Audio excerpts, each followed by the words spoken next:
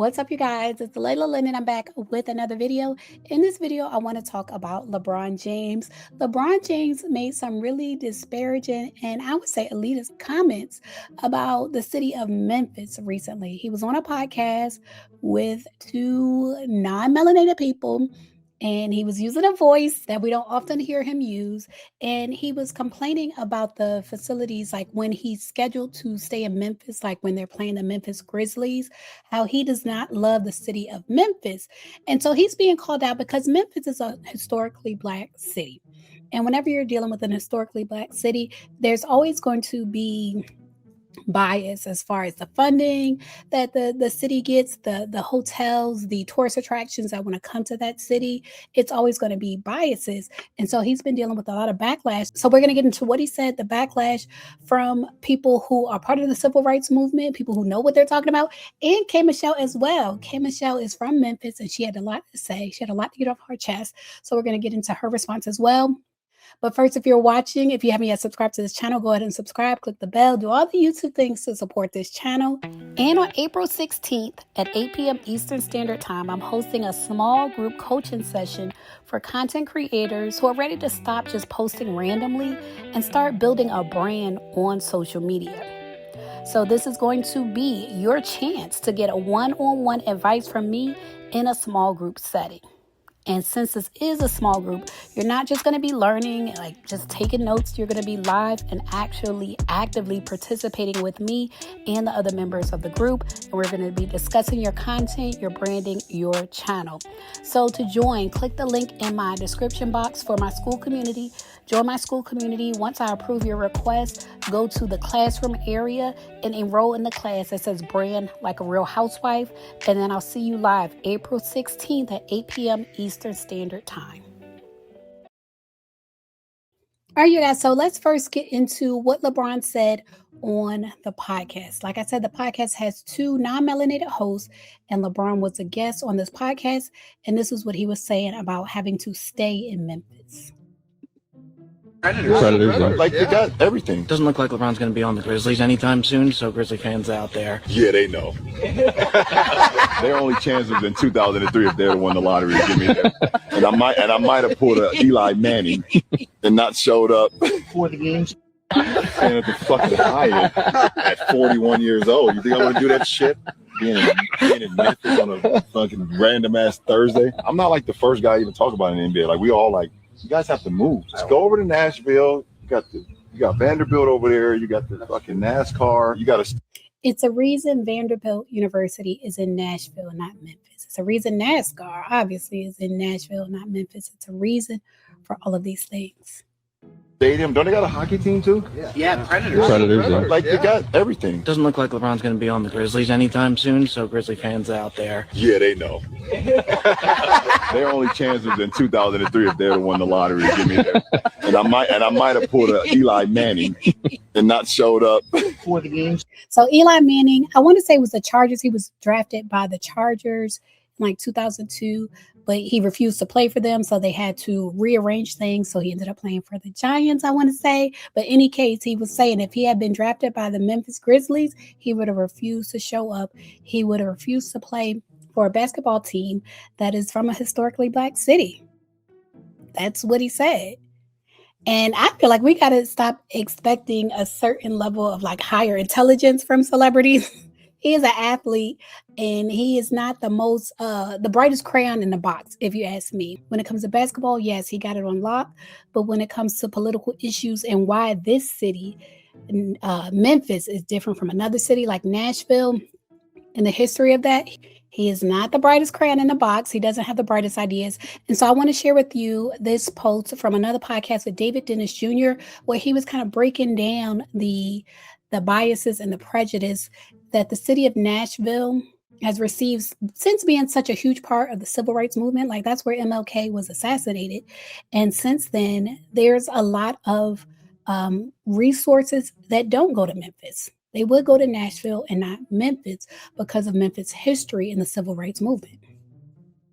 Video yesterday, it bothered me so much. It was the last thing I thought about when I went to sleep, first thing I thought about when I woke up this morning.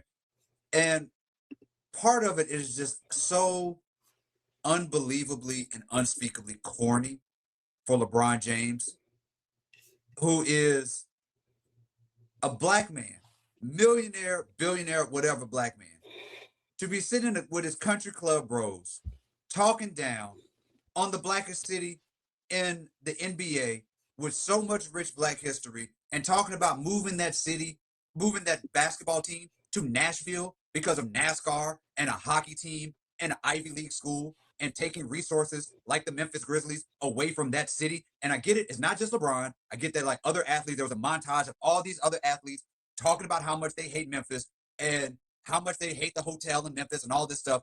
But it takes 2 seconds of Googling just any bit of history of Memphis to understand that Memphis is one of the pillars of civil rights in this country, right? We all should know this. Go look up the Black Monday boycotts. Look up the volunteer ticket campaign. Look up why Martin Luther King was there when he got assassinated in the first place. And you'll understand that in cities like Memphis, Tennessee, in this country, when you have been part of such of these movements, right, the economic black backlash of such movements lasts all the way, yes, into 2026. And so that is why these athletes are upset because they don't have a Four Seasons in Memphis, Tennessee to like soak their crusty ass feet in the jacuzzi or whatever they want to do. They're mad at the hotel. And instead of thinking of like, how can I contribute to a city like Memphis? What can I do to help a city like Memphis or to appreciate the rich history, the rich musical history of a city like Memphis? My solution, because I'm inconvenienced for 4 days out of the year at a bad hotel, is to take away jobs, to take away economic benefit, to take away culture of the Memphis Grizzlies, which, by the way, all the players who play for the Grizzlies, they give back to that city of Memphis. So your solution is to move all of those resources into Nashville because you don't like being in a hotel for a few days and you're going publicly trashing a city like Memphis is absolutely corny for these athletes to be doing this. And one more thing for LeBron. The National Civil Rights Museum is in Memphis. And if you recall, Emmett, And it's amazing. I did go there. Shout out to my best friend. That's my best friend. She took me there a couple of years ago and it is amazing.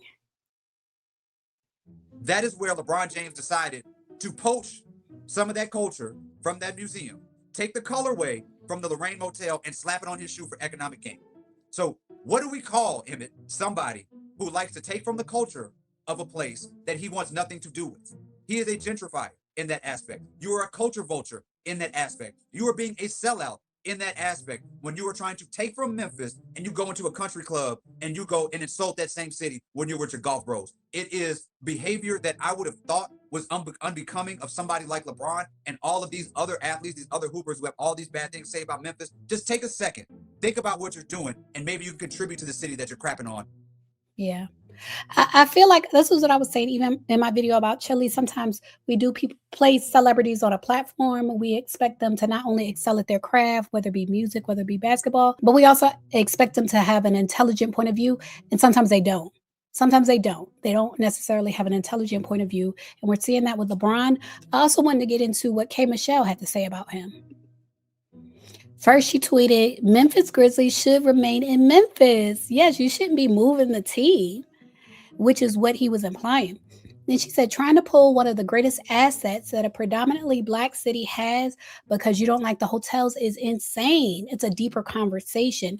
And that's what David Dennis Jr. was saying in the conversation I just shared with you. The city of Memphis has received backlash for their participation, for being a historically Black city and their participation in the civil rights movement. So it is a bigger conversation. K. Michelle also tweeted, I grew up in the South in a very small town called Memphis. The city taught me how to be tough. I remember she said she jumped fences.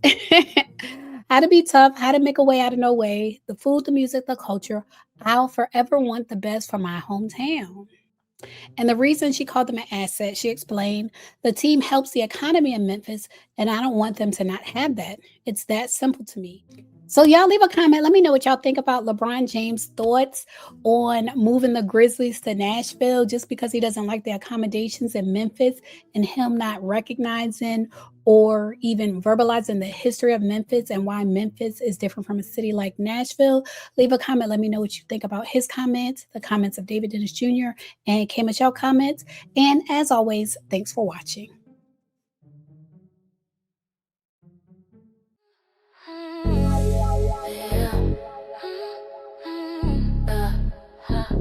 Wait, slow it.